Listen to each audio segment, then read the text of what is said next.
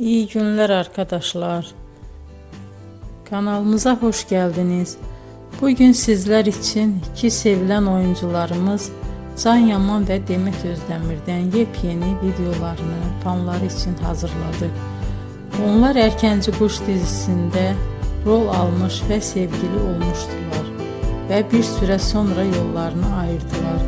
Biz onları birbirine çok yakıştırıyoruz ve onların en özel videolarını fanları için hazırladık. Arkadaşlar, emeğinize saygı olarak yorum yazıp abone olmanızı diliyorum. Herkese iyi günler. Hoşça kalın.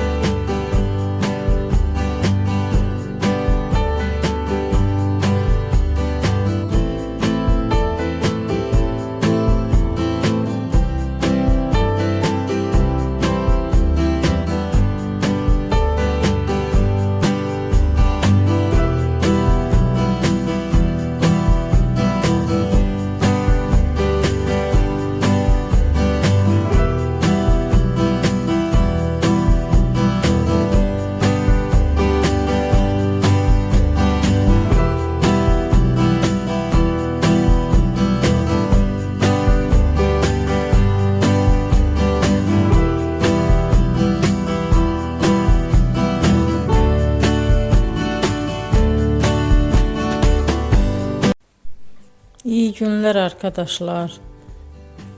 Kanalımıza hoş geldiniz. Bugün sizler için iki sevilen oyuncularımız Can Yaman ve Demet Özdemir'den yepyeni